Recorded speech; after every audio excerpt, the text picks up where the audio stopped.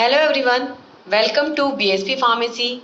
I am Nikita Gupta, and as we started our subject Social Pharmacy Unit 5th Introduction to Health System and all ongoing National Health Programs, chapter number 1. जैसे कि हमने start किया था हमारा subject social pharmacy और इसकी 5th unit को हम डिस्कस करने जा रहे हैं, जिसके अंदर हम ये देखेंगे कि हेल्थ केयर सिस्टम किस तरीके से डिज़ाइन किया गया है और कौन कौन से नेशनल हेल्थ प्रोग्राम्स हमारी कंट्री में चल रहे हैं और उनके अंदर किन किन योजनाओं को बनाया गया है और कैसे कैसे वो योजनाओं का जो लाभ है वो लोगों को मिल सकता है, उसके अंदर क्या क्या पॉलिसीज गवर्नमेंट ने तैयार की है। तो स्टार्ट करते हैं हमारा lecture number first of unit 5th। इसके अंदर सबसे पहले हम ये देखेंगे कि हेल्थ केयर सिस्टम कैसा होता है, हेल्थ केयर सिस्टम क्या होता है। तो हम कह रहे हैं कि अ health system comprises all organizations, institutes and resources, that is elements that are devoted to producing a health actions. The intrinsic goal of health system is to protect and improve the health of the people, that is it is concerned with the people's health। क्या बोल रहे हैं कि एक health system जो है वो किससे मिलकर बना है। देखो एक पूरा सिस्टम है, तो सिस्टम किससे मिलकर बना है, सारे ऑर्गेनाइजेशन से मिलकर बना है।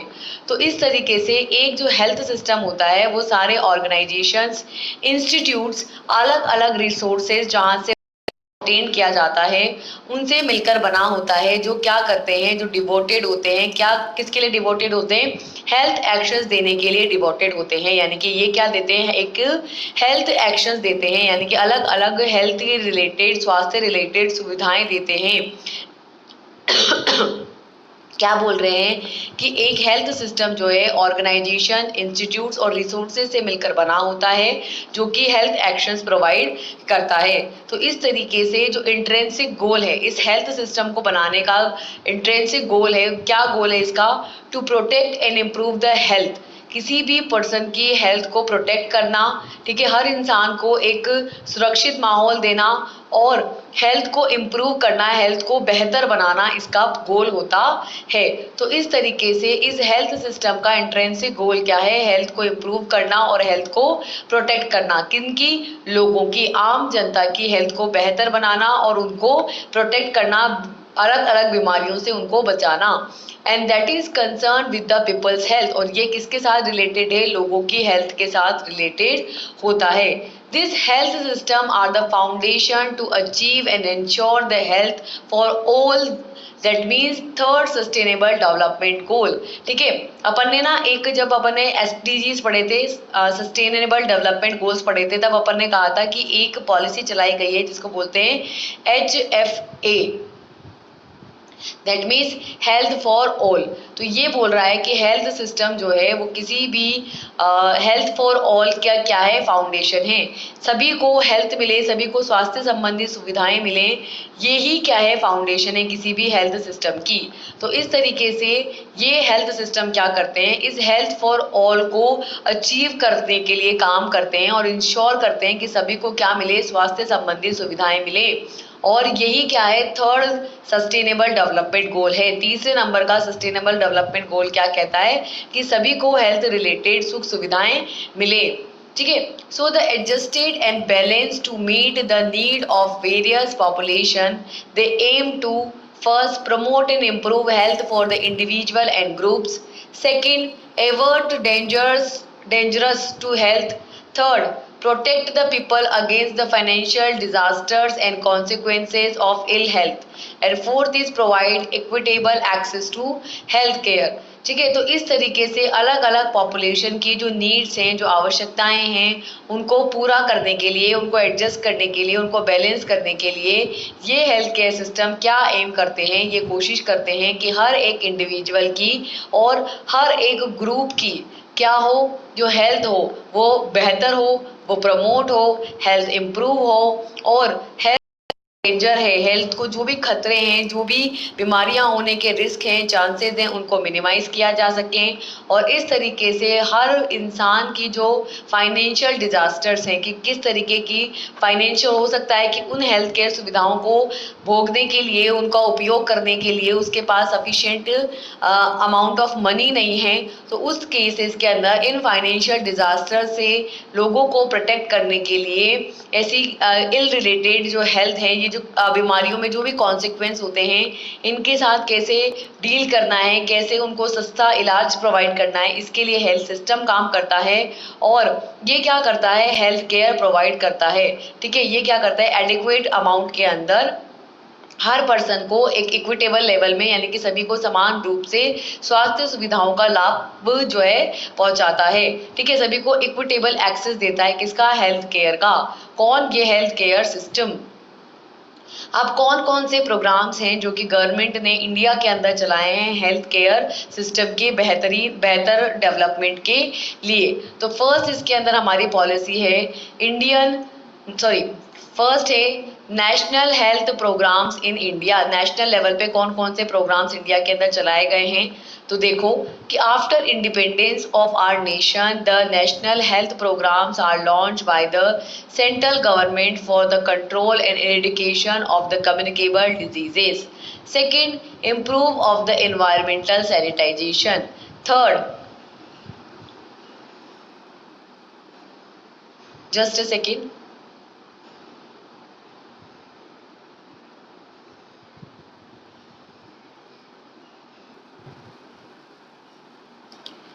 next, improve the standards of nutrition. Next, control of population and last is promotion of the rural health. तो क्या बोल रहे हैं कि जो नेशनल हेल्थ प्रोग्राम्स इंडिया के अंदर चलाए जा रहे हैं उनके बारे में हम डिस्कस कर रहे हैं।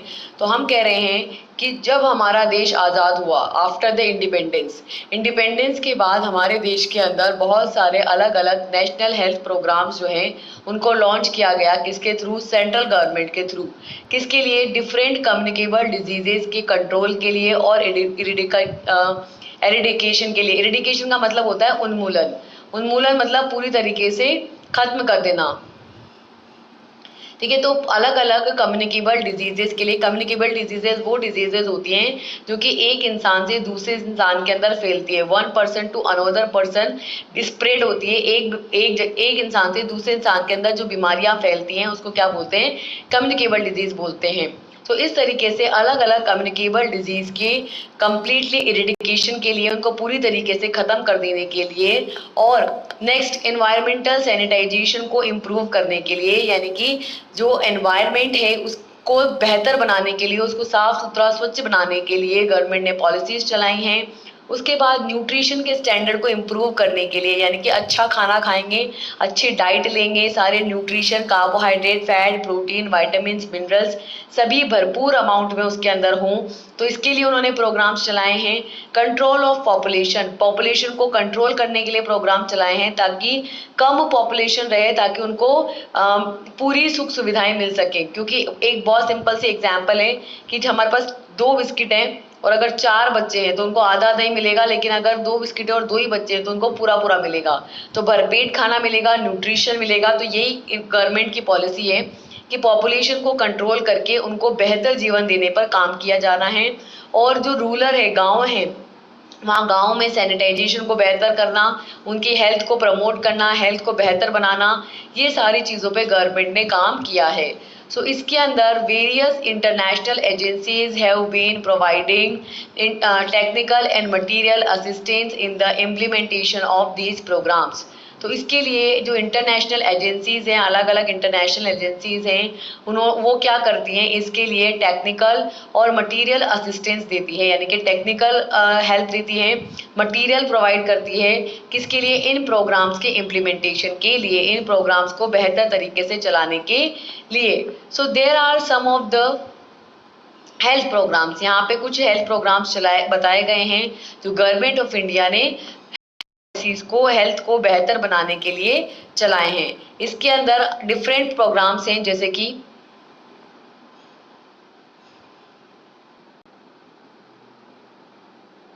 तो इन प्रोग्राम्स के अंदर कुछ स्पेशल प्रोग्राम्स बताए गए हैं, जैसे कि फर्स्ट है नेशनल हेल्थ मिशन जिसको बोला जाता है NHM। सेकंड है productive and child health programs जिसके अंदर माँ और बच्चे की हेल्थ के लिए काम किया जाता है। थर्ड है revised national tuberculosis control program that is RNTCP DOT strategy. ठीक है, इसके बाद आया ट्यूबरक्लोसिस के ट्रीटमेंट के लिए revised national tuberculosis control program यानी कि RNTCP जो डॉट्स स्ट्रेटजी के ऊपर बेस्ड होता है। नेक्स्ट है नेशनल एड्स कंट्रोल प्रोग्राम जो कि एड्स के कंट्रोल के लिए, एड्स के ट्रीटमेंट के लिए चलाया गया है। नेक्स्ट है national vector borne disease control program जो कि वेक्टर बोर्न डिजीजेस जो होती हैं उनके कंट्रोल के लिए चलाया गया है। नेक्स्ट है न्यूट्रिशनल प्रोग्राम जो कि न्यूट्रिशन की कमी की वजह से जो बीमारियां होती हैं जैसे कि माल न्यूट्रिशन, क्वाशीकोर, ठीक है, तो इनके ट्रीटमेंट के लिए चलाया गया है। नेक्स्ट है नेशनल एंटी टबैको प्रोग्राम जो कि टबैको को छोड़वाने के लिए एंटी टबैको पॉलिसीज के तहत चलाया गया है, जिसमें टबैको छोड़ो, तंबाकू छोड़ो प्रोग्राम यहाँ पे चलाया गया है।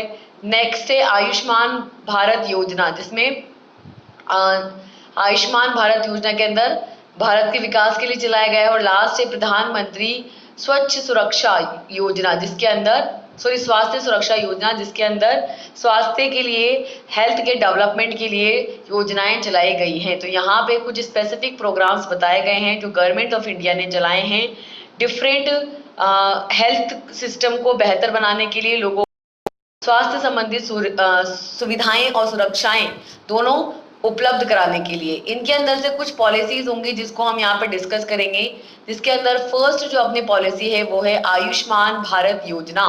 आयुष्मान भारत योजना का लोगो है keep with your health save your wealth. ठीक है, अपने आप को अच्छा बनाए रखें, अपनी हेल्थ को अच्छा बनाए रखें जिससे कि आपका पैसा बचेगा, वरना जो आप मेहनत से पैसा कमा रहे हो किस में चला जाएगा, बीमारियों के इलाज में चला जाएगा। तो इसलिए आयुष्मान भारत योजना का जो टैगलाइन है वो है keep with your health and save your wealth. ठीक है, तो क्या कहता है ये कहता है कि the United Nations development program classifies good health and wellbeing as one of the top 5 sustainable development goals. Health is a prime development goal for the current goal.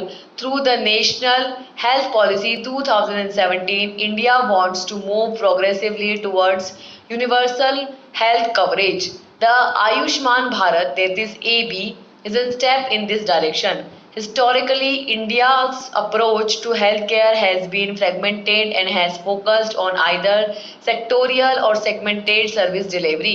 The Ayushman Bharat is an endorsed to provide the need-based holistic healthcare service. The AB is India's first move towards a continuum of care approach to provide a healthcare delivery in India. क्या बोल रहे हैं कि United nation जो है, United nation है UN, उन्होंने जो डेवलपमेंट प्रोग्राम चलाया हुआ है, ठीक है, तो यूनाइटेड नेशंस के साथ जुड़ करके कोलैबोरेशन में ये एक डेवलपमेंट प्रोग्राम चलाया गया है जो कि one of the top program है। ठीक है, इसको क्लासिफाई किया गया है किसके अंदर, गुड हेल्थ एंड वेलबींग के अंदर, जिसके अंदर अच्छे स्वास्थ्य और अच्छे से रहने की तरफ फोकस किया गया है। ये one of the top 5 sustainable development goals के अंदर आता है, जहाँ पे हेल्थ जो है वो एक प्राइम डेवलपमेंट गोल है। अभी जितने भी करंट गोल्स है उसके अंदर हेल्थ जो है वो प्राइम डेवलपमेंट गोल है। और इसके अंदर नेशनल हेल्थ पॉलिसी 2017 के तहत जो इंडिया है वो क्या चाहता है, इंडिया प्रोग्रेसिवली मूव करना चाहता है किसकी तरफ, यूनिवर्सल हेल्थ कवरेज की तरफ। ठीक है, तो यूनिवर्सल लेवल पर हेल्थ को पूरी यूनिवर्स की हेल्थ को बेहतर बनाने के लिए, पूरी यूनिवर्स की हेल्थ को कवर करते हुए इंडिया भी उसी के अंदर आगे बढ़ना चाहता है, यानी कि अपने देश की और यूनिवर्स की सभी की हेल्थ को बेहतर रखने पर काम करना चाहता है। तो इसके लिए नेशनल हेल्थ पॉलिसी 2017 जो है लॉन्च की गई थी, जहां पे हेल्थ जो है वो प्राइम डेवलपमेंट गोल है अभी के जितने भी गोल्स है उसके अंदर।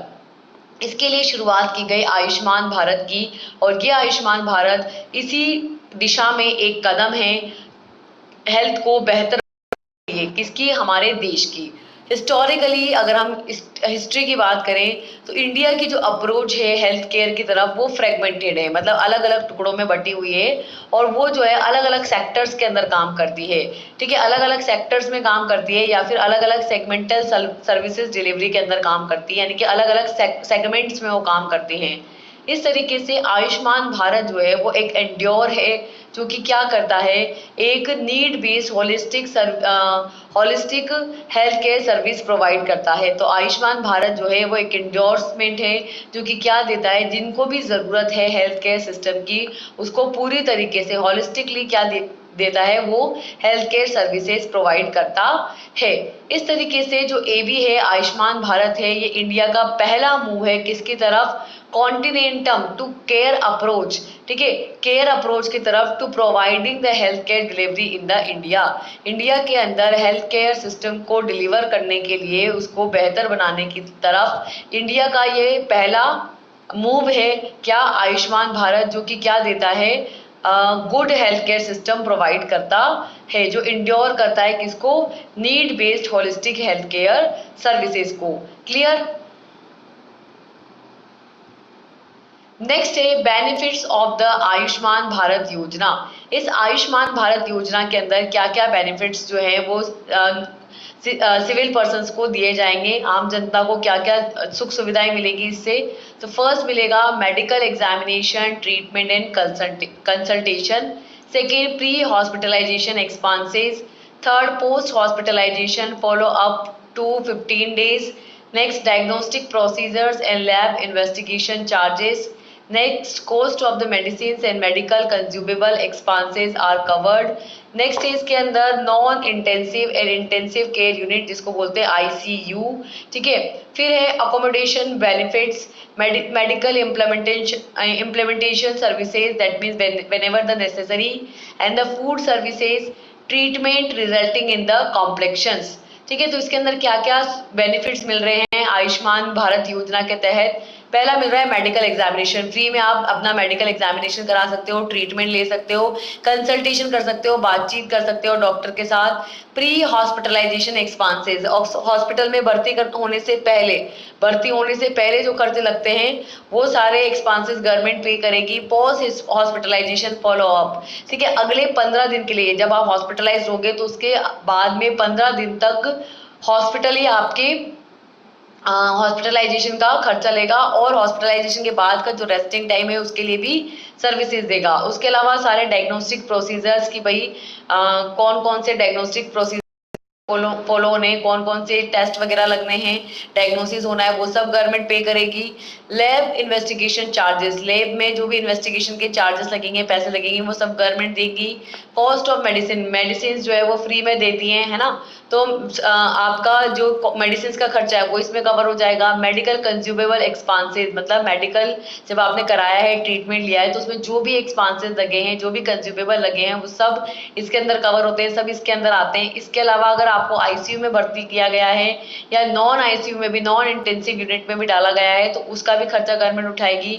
उसके अलावा मेडिकल इम्प्लीमेंटेशन सर्विसेज, यानी कि मेडिकल में आपको क्या और बेहतर सर्विसेज चाहिए, उन सब के बारे में अगर वो नीड है, वो जरूरी है, तो वो भी गवर्नमेंट प्रोवाइड करेगी। फूड देगी, खाने की सर्विसेज सुविधाएं देगी, और ट्रीटमेंट रिजल्टिंग इन कॉम्प्लेक्शन, और कॉम्प्लेक्शन की कंडीशन के अंदर ट्रीटमेंट भी देती है। ठीक है, तो ट्रीटमेंट भी प्रोवाइड करती है। तो इस तरीके से जो आयुष्मान भारत योजना है उसके बारे में हमको क्या समझ में आया कि आयुष्मान भारत योजना जो है देश के विकास के लिए, जब हमारी गवर्नमेंट जो है हेल्थ सर्विसेज पे फोकस कर रही थी, तो उसके अंदर जो पहली सुप्रीम हमारी योजना आई वो थी आयुष्मान भारत योजना, जो कि गुड हेल्थ एंड वेलबींग पर काम करती है। ठीक है, ये जो है पूरे देश को एक साथ जो है एक सूत्र में बांटकर, एक सूत्र में बांध करके हेल्थ सर्विसेज प्रोवाइड करने पर काम करती है, और holistic based health care services ये प्रोवाइड करती है। इसके अंदर क्या क्या बेनिफिट्स मिलते हैं, free medical examination, medical treatment, medical consultation, pre hospitalization expenses, post hospitalization expenses, diagnostic procedure, medical cost, medical consumable, ICU, non ICU, ठीक है, accommodation, implementation services, food services और ट्रीटमेंट, ये सारी चीजें जो है इसके तहत पेशेंट को दी जाएगी। दूसरा है आपकी नेशनल हेल्थ मिशन यानी कि NHM, नेशनल हेल्थ मिशन। ठीक है, इसको हम पहले भी पढ़ चुके हैं, जो हमने फर्स्ट चैप्टर पढ़ा था ना, तब हमने नेशनल हेल्थ मिशन के बारे में पढ़ लिया है। एक बार रिवाइज कर लो। क्या बोल रहे हैं कि national health mission is a strategic plan of central health ministry to strengthen the health system in rural and urban areas. The National Health Rural Mission was launched in 2005 for strengthening health system and provide better rural health services. It was converted to National Health Mission 2013. It is provided under two sub-missions. First is NRHM and second is NUHM. The NRHM is the National Rural Health Mission was launched in the 2005 to provide the health care to the remote rural population, whereas NUHM to meet the health needs of the urban population with the focus on the urban poor. Next is the function of NHM. So the functions are antenatal and postnatal checkup, improved facilities for institutional delivery, third, trained community level workers, fourth, complete immunization, fifth, good hospital care, and sixth is the provision of household toilets.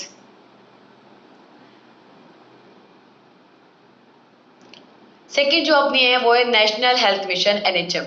NHM की बात करें तो NHM जो है वो एक strategic plan है। किसके थ्रू चलाया गया है? सेंट्रल हेल्थ मिनिस्ट्री ने इसको चलाया है। किसके लिए? हेल्थ सिस्टम को स्ट्रेंथन करने के लिए। कहाँ पे? रूरल एरियाज के अंदर यानी कि ग्रामीण क्षेत्र के अंदर और अर्बन क्षेत्र के अंदर यानी कि शहरी पिछड़े क्षेत्र के अंदर। यहाँ पे जो नेशनल हेल्थ रूरल मिशन है, दो मिशन आते हैं इसके अंदर, एक तो NRHM और एक आता है NUHM। NRHM का मतलब होता है नेशनल रूरल हेल्थ मिशन यानी कि गाँव के अंदर जो नेशनल हेल्थ मिशन चलाया गया है, और NUHM के अंदर आता है जो शहरी पिछड़े क्षेत्र हैं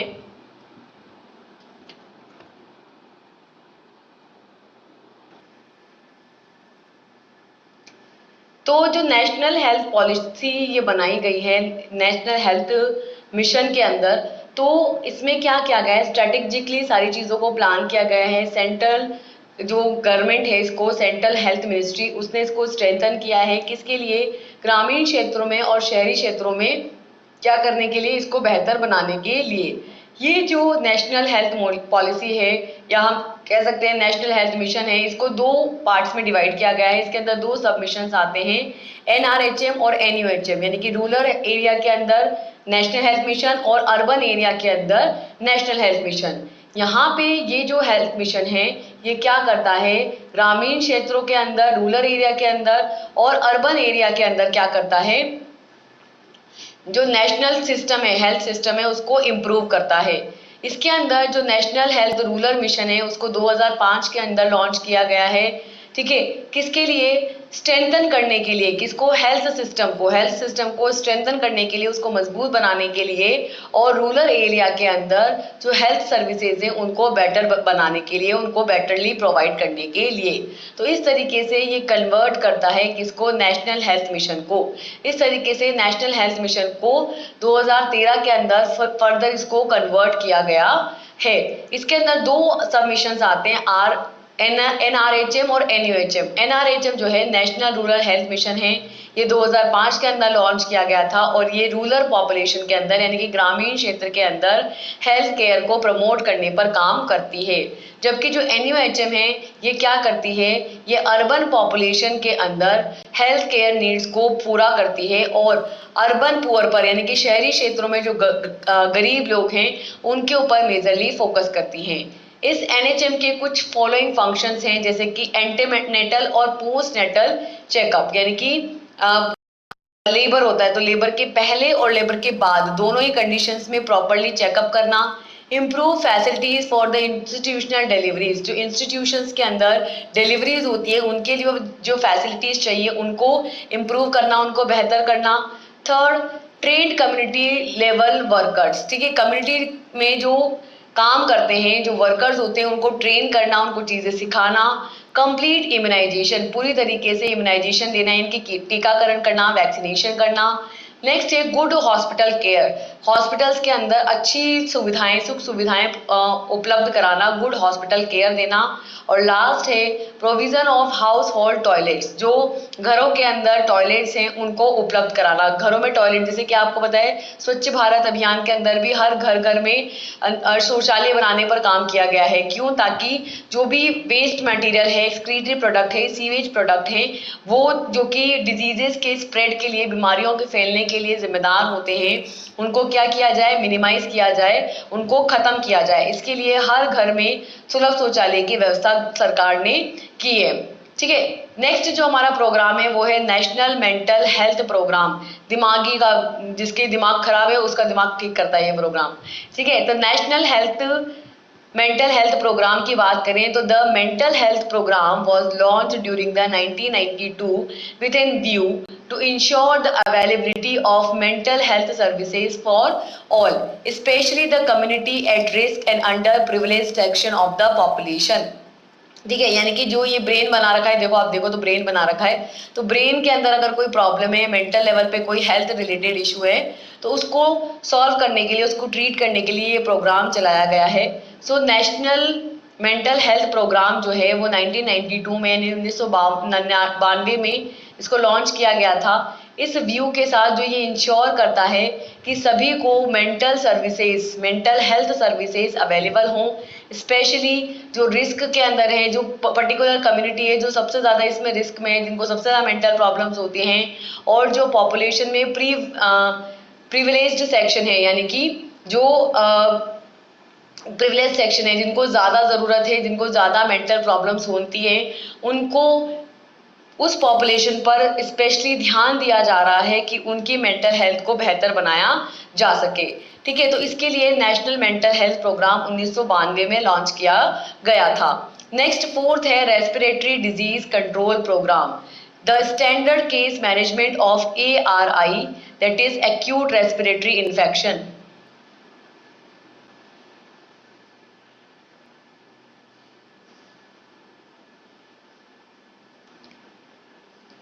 And prevention of death due to pneumonia is an integral part of RHC program.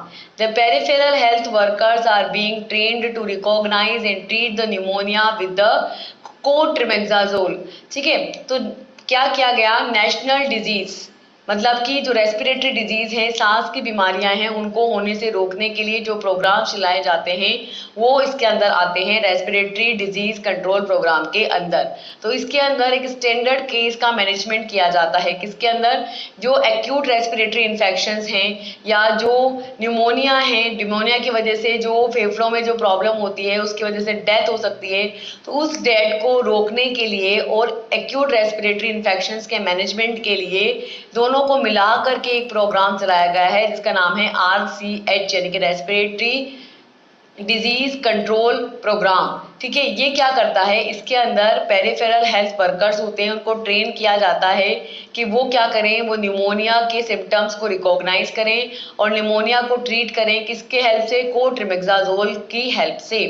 ठीक है, तो इस तरीके से रेस्पिरेटरी डिजीजेस को होने से रोका जाए, और हो जाती है तो उसका प्रॉपर ट्रीटमेंट दिया जाए। नेक्स्ट है the role of the pharmacist. अब ये सब बीमारियां तो हैं, ये सब प्रोग्राम्स तो हैं, लेकिन अब यहाँ पे फार्मासिस्ट क्या करता है, इन प्रोग्राम्स के अंदर फार्मासिस्ट का क्या रोल है। तो इसके अंदर अलग अलग प्रोग्राम्स है जहाँ पे फार्मासिस्ट अपना महत्वपूर्ण योगदान देता है, जैसे कि first HIV and AIDS control program, in which the HIV AIDS control program was the first most well known among the corresponding student. This may be because of Indian Pharmaceutical Association's initiative since 2000 in increasing awareness on the roles and opportunities for the pharmacists in HIV AIDS care and prevention. Among the initiatives there have been National Pharmacy Week 2000 with the theme Pharmacist to Fight Against HIV AIDS Prepared, Guiding the Principle for the Pharmacist।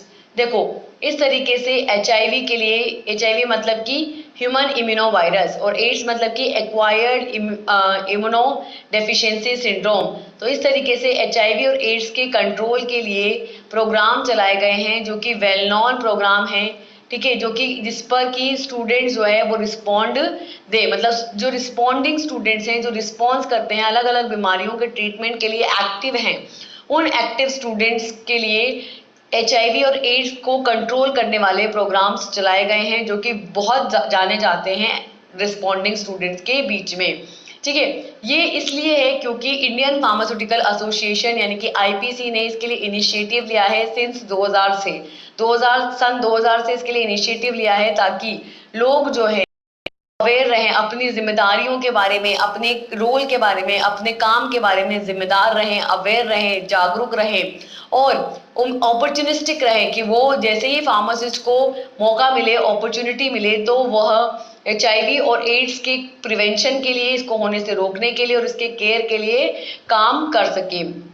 इस तरीके से इन initiatives में से जो national में से एक initiative है जिसके अंदर नेशनल फार्मेसी वीक मनाया गया सन 2000 के अंदर, जिसका एक थीम था कि pharmacist to fight against HIV and AIDS. Pharmacist क्या कर सकता है HIV और एड्स से फाइट करने के लिए, और इसके लिए गाइडेंस प्रिंसिपल दिए गए थे कि फार्मासिस्ट को गाइडिंग प्रिंसिपल बताए गए थे, गाइडिंग प्रिंसिपल दिए गए थे कि किस तरीके से फार्मासिस्ट जो है वो क्या कर सकता है, HIV एड्स से लड़ सकता है, उसको खत्म कर सकता है और उसको पूरी तरीके से उन्मूलन कर सकता है।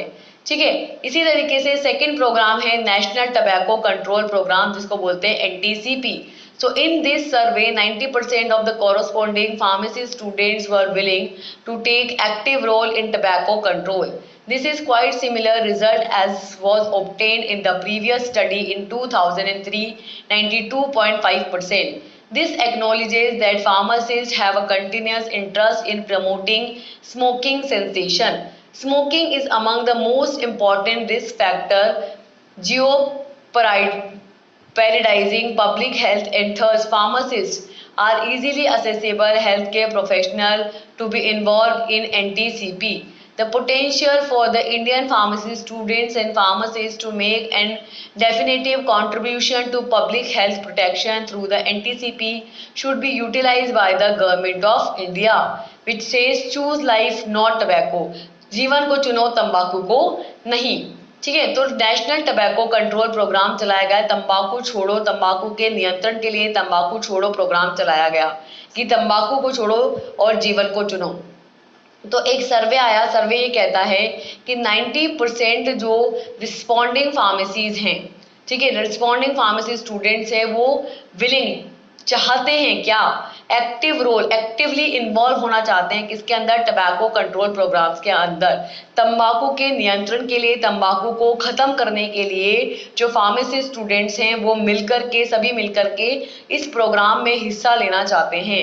और ये बिल्कुल सिमिलर है किसकी तरह, जैसे कि प्रीवियसली स्टडी हुआ है 2003 के अंदर 92.5%। ठीक है, अभी जो करंट रिस्पॉन्स आया वो 90% स्टूडेंट्स का आया है, और ये बिल्कुल वैसा ही है जैसे प्रीवियसली स्टडीज पे किया गया था 2003 में, तब आया था कि 92.5% जो रिस्पॉन्डिंग फार्मेसी स्टूडेंट्स हैं वो टबैको कंट्रोल के अंदर एक्टिवली विलिंगफुली पार्टिसिपेट करना चाहते हैं। तो ये जो एक्नॉलेज है, ये जो एक्नॉलेज है कि फार्मासिस्ट जो है उसका कंटिन्यूस इंटरेस्ट है किसके अंदर, स्मोकिंग सेंसेशन को प्रमोट करने के अंदर, कि वो तंबाकू को किस तरीके से खत्म कर सकते हैं, तंबाकू को तंबाकू छोड़ने के लिए कैसे प्रमोट कर सकते हैं। तो इसके अंदर फार्मासिस्ट को ये एक्नॉलेज होनी चाहिए, ये पता होना चाहिए कि किस तरीके से वो तंबाकू को छुड़वा सकते हैं। ठीक है, इसी तरीके से स्मोकिंग जो है वो भी एक बहुत ही इंपॉर्टेंट रिस्क फैक्टर है किसके अंदर, जो पब्लिक है, नॉर्मल जनता है, ठीक है, आम आदमी है, जो पब्लिक हेल्थ है उसके अंदर बहुत ज़्यादा बेकार तरीके से अफेक्ट करती है, रिस्क फैक्टर है क्या, स्मोकिंग। और इस तरीके से फार्मासिस्ट के लिए ये एक easily accessible health care professional है। ठीक है, तो इस तरीके से फार्मासिस्ट जो है वो इजीली NTCP के अंदर पार्टिसिपेट करके, नेशनल टबैको कंट्रोल प्रोग्राम के अंदर पार्टिसिपेट करके क्या कर सकता है, इन स्मोकिंग और टबैको फ्री इंडिया बना सकता है। तो हमारे देश में से तंबाकू और जो स्मोकिंग है उसको पूरी तरीके से जड़ से खत्म कर सकता है। ठीक है, यहाँ पे जो इंडियन फार्मेसी स्टूडेंट्स हैं उनके अंदर पोटेंशियल रोल है, फार्मासिस्ट का इंपॉर्टेंट रोल है किसके अंदर, एक कंट्रीब्यूशन देने में, किसमें, पब्लिक हेल्थ प्रोटेक्शन के अंदर, मतलब कि पब्लिक जो है, आम जनता जो है, उनकी हेल्थ को प्रोटेक्ट करने के लिए, उनको बेहतर बनाने के लिए, उसको बचाने के लिए जो इंडियन फार्मेसी स्टूडेंट्स हैं, जो फार्मासिस्ट हैं, उनका एक पोटेंशियल रोल है। ठीक है, जिसमें वो एनटीसीपी के तहत, नेशनल टबैको कंट्रोल प्रोग्राम के तहत गवर्नमेंट ऑफ इंडिया की जो पॉलिसीज वो चला रहे हैं उनको यूटिलाइज करते हैं।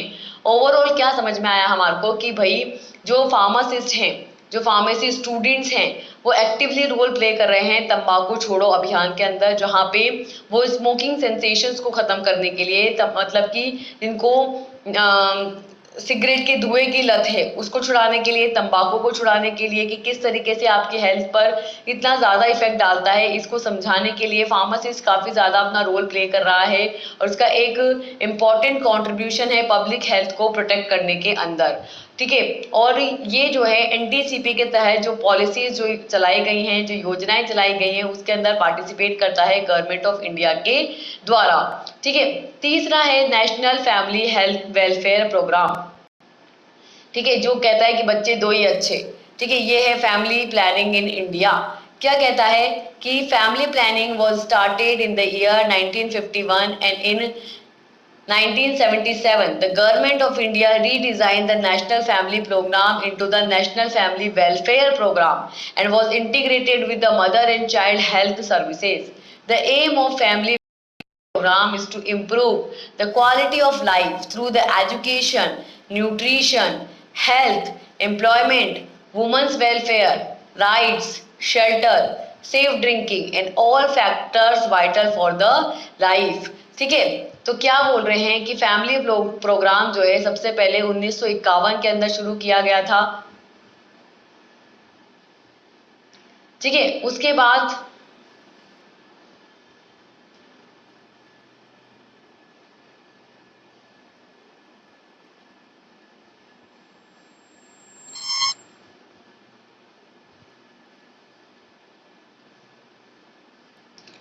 उसके बाद 1977 के अंदर, 1977 के अंदर जो गवर्नमेंट ऑफ इंडिया है उन्होंने इस नेशनल फैमिली प्रोग्राम को क्या किया, रीडिजाइन किया।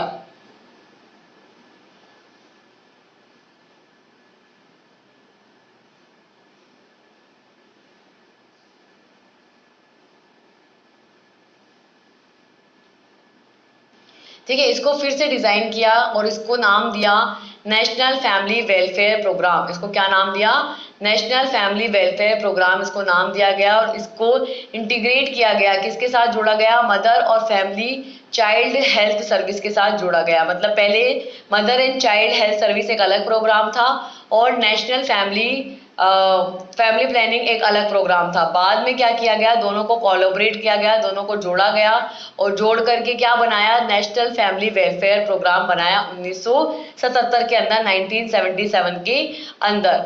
इसका क्या एम था, इस फैमिली वेलफेयर प्रोग्राम का ये एम था, उसका एम था कि क्या करना, लाइफ की क्वालिटी को बढ़ाना, लाइफ की क्वालिटी को बेहतर बनाना। ठीक है, जिंदगी को बेहतर बनाना किसके थ्रू, एजुकेशन के थ्रू। ठीक है, पढ़ाई लिखाई के थ्रू, न्यूट्रिशन के थ्रू, यानी कि भोज्य प्रॉपर खाना, प्रॉपर डाइट मिले, यानी कि carbohydrate, fat, protein, minerals, vitamin सभी से युक्त, सभी से कंप्लीट उनको डाइट मिले। हेल्थ सर्विसेज, उनको बेहतर हेल्थ सर्विसेज प्रोवाइड करना। ठीक है, उसके बाद एम्प्लॉयमेंट, मतलब कि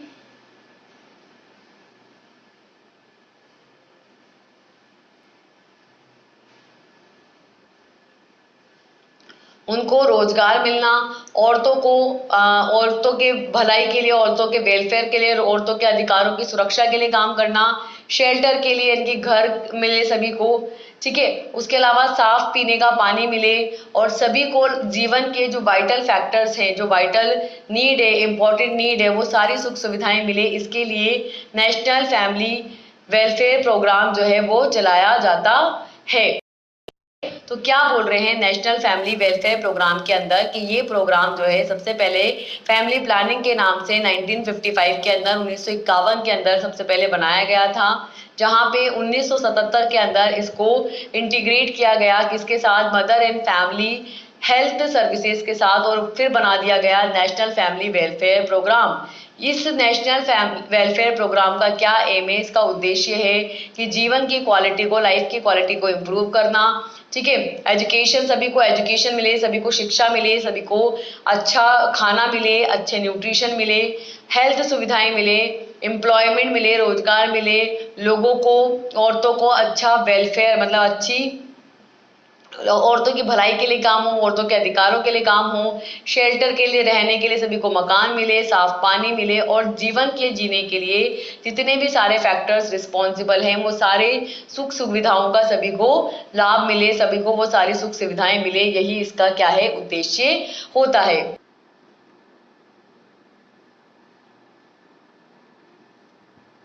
ठीक है, तो इस तरीके से फैमिली प्रोग्राम चलाया गया है। नेक्स्ट है डिजास्टर्स। डिजास्टर्स क्या होते हैं, देखो, it is defined as an sudden occurrence of calamities usually violent even resulting in substantial hello hello hello हाँ, substantial material damage, considerable displacement of people, ठीक है।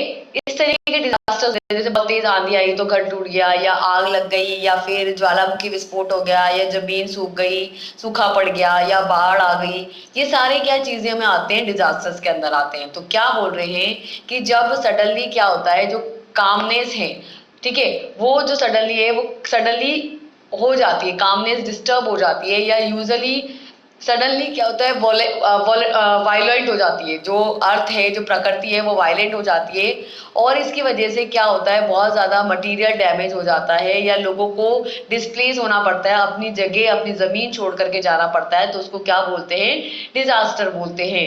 तो इस तरीके से नेचुरल और man made wars, civil disorders, pandemics have devastating effect on the lives of millions of people each year. Economic dislocation, collapse of political structure, terrorism, conflict, climate change, mass production, displacement are man-made disasters that also are increasing in impact. ठीक है, तो इस तरीके से ये disasters natural हो सकते हैं, मैन मेड हो सकते हैं, वॉर्स हो सकते हैं यानी कि युद्ध हो सकते हैं, सिविल डिसऑर्डर यानी कि आम लोगों के बीच में कोई मतभेद हो सकते हैं, पैंडेमिक हो सकते हैं जिसके अंदर जो स्प्रेड होती जा रही है और लोगों को मारती जा रही है, ये हो सकता है। ठीक है, इन सब के डाइवर्सिटिंग इफेक्ट होते हैं किसके ऊपर, जो मिलियंस ऑफ लोग होते हैं उनके जीवन के ऊपर। ठीक है, और हर साल मिलियंस ऑफ लोग इनसे क्या करते हैं, सफर करते हैं, इसकी वजह से परेशान होते हैं, डिजास्टर्स में फंस जाते हैं। इसकी वजह से इनको इकोनॉमिक डिसलोकेशन करना पड़ सकता है, यानी कि अपनी जगह छोड़कर जाना पड़ सकता है, किसी पॉलिटिकल स्ट्रक्चर के साथ जुड़ना पड़ सकता है, हो सकता है कि उनका देश मतलब उन्हें देश से अलग किया जा रहा हो, या वो किसी और देश के अंदर जुड़ रहे हो तो पॉलिटिक्स साथ कोलैप्स करना पड़ता है। टेररिज्म हो सकता है, आतंकवाद का उनको मतलब आतंकवाद जो है उसका इफेक्ट हो सकता है, कोई भी कॉन्फ्लिक्ट हो सकता है, कोई भी मतभेद हो सकता है, क्लाइमेटिक चेंज हो सकता है कि क्लाइमेट के अंदर यानी कि पर्यावरण के अंदर कोई भी परिवर्तन इसका कारण हो सकता है। मास प्रोडक्शन पॉपुलेशन मतलब जो बहुत सारी पॉपुलेशन है उसका एक जगह से दूसरी जगह पर डिस्प्लेस होना, उसका एक जगह से दूसरी जगह पर चले जाना, इसका रीजन हो सकता है। ये सब क्या है, मेन डिजास्टर्स हैं जो कि धीरे धीरे बढ़ते जा रहे हैं और काफी भयानक प्रभाव ये जो है, काफी ज्यादा इम्पैक्ट ये जो है डालते हैं। इन डिजास्टर इवेंट्स के अंदर क्या क्या आते हैं, जैसे कि ड्रग लॉजिस्टिक्स यानी कि जैसे कहीं पे जो भी केमिकल्स हैं वो रिलीज हो जाए, एंथ्रासिस क्राइसिस, ठीक है, एंथ्रासिस फैल जाए पूरा, सार्स जैसे कि अभी कोविड-19 फैला था, सार्स उस तरीके से फैल जाए, कोई भी वायरस इन्फेक्शन हो जाए, हॉरिकेन क्रेट्रियन तो हॉरिकेन आ सकता है ना, बवंडर आ सकता है, फोर्ट मिक म्यूरी वाइल्ड फायर यानी कि पूरे जंगल के जंगल में आग लग सकती है, उसकी वजह से अफेक्ट हो सकता है। थंडरस्टॉर्म अस्थमा, थंडरस्टॉर्म मतलब कि चक्रवात की वजह से जो है अस्थमा हो सकता है। चक्रवात की वजह से पूरे के पूरे गांव शहर सब वो उसके अंदर उसको लेकर के जा सकते हैं। कोविड-19 जो अभी हुआ था वो भी पेंडेमिक के अंदर आता है। लॉजिस्टिक रोल्स, ठीक है, जो कि 1916 के अंदर ही काफी होते थे। फिर 2001 से 2003 के बीच में हुआ बायो टेररिज्म रोल, मतलब कि टेररिस्ट का इफेक्ट बहुत ज्यादा बढ़ गया, वो भी लोगों को मारने लग गए थे, लोगों को परेशान करने लग गए थे।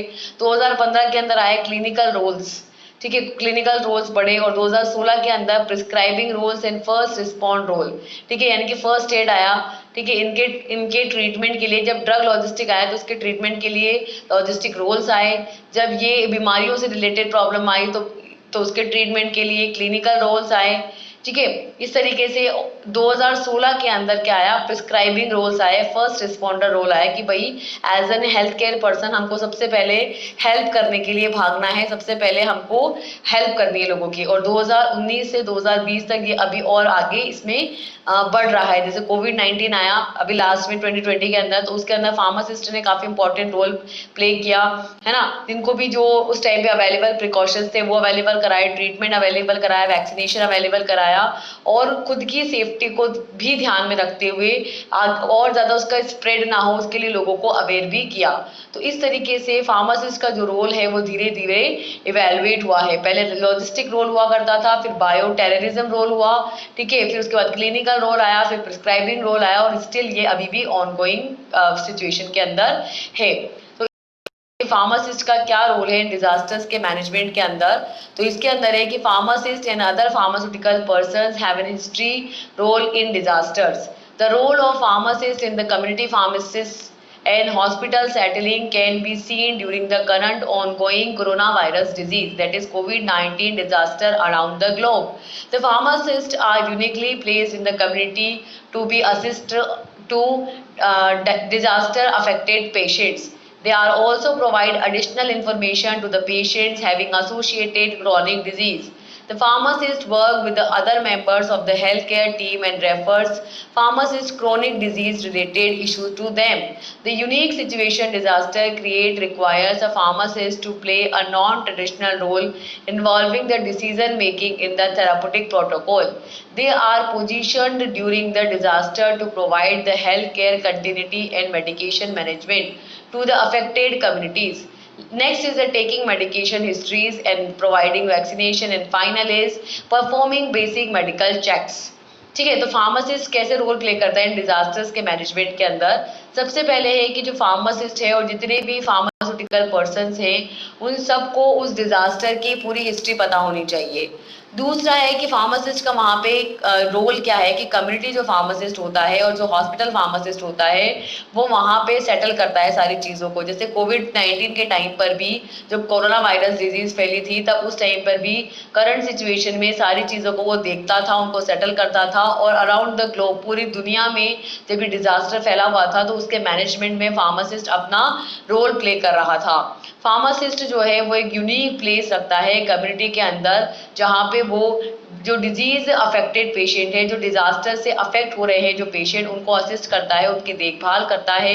नेक्स्ट है कि वो क्या करता है, फार्मासिस्ट जो है एडिशनल इंफॉर्मेशन प्रोवाइड करता है किसको, पेशेंट्स को एडिशनल इंफॉर्मेशन प्रोवाइड करता है किसके रिलेटेड, क्रोनिक जो डिजीजेज हैं, जो भयंकर बीमारियां हैं, जो क्रोनिक लेवल पर हैं, उनके एसोसिएशन के अंदर, उनके जुड़ाव के अंदर ये अपना एडिशनल इंफॉर्मेशन प्रोवाइड करता है।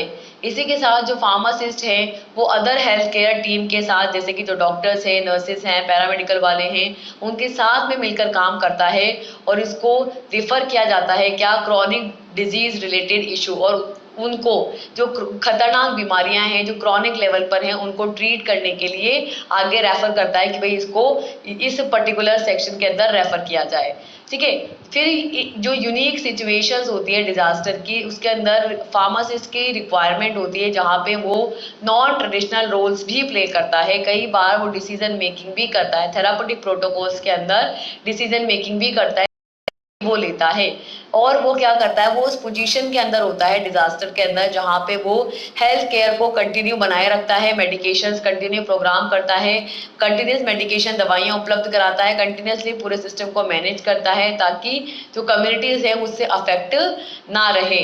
ठीक है, और जो मेडिकेशन की उनकी सारी की मेडिकेशन की कि कौन कौन सी दवाइयाँ कब कब किस किसने ली उसकी पूरी हिस्ट्री रखता है, उनको वैक्सीनेशन यानी कि टीका जो है वो उपलब्ध कराता है, और लास्ट में जो भी मेडिकल नीड्स हैं, जो भी चेक्स हैं, वो सब उनके परफॉर्म करता है कौन, फार्मासिस्ट। तो इस तरीके से जो फार्मासिस्ट है वो डिजास्टर के मैनेजमेंट में भी इंपॉर्टेंट रोल प्ले करता है।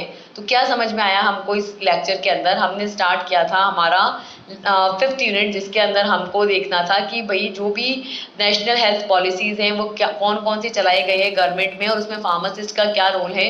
तो हमने सबसे पहले तो नेशनल हेल्थ पॉलिसी क्या होता है वो देखा, फिर उसके अंदर कौन कौन सी नेशनल हेल्थ पॉलिसीज के अंदर फार्मासिस्ट अपना रोल प्ले करता है ये देखा, डिजास्टर्स क्या होते हैं, डिजास्टर्स के ट्रीटमेंट में, उनके सॉल्व करने में, और डिजास्टर्स को डील करने में फार्मासिस्ट कैसे अपना रोल प्ले करता है, इन सारी चीज़ों के बारे में हमने यहाँ पे डिस्कस किया है।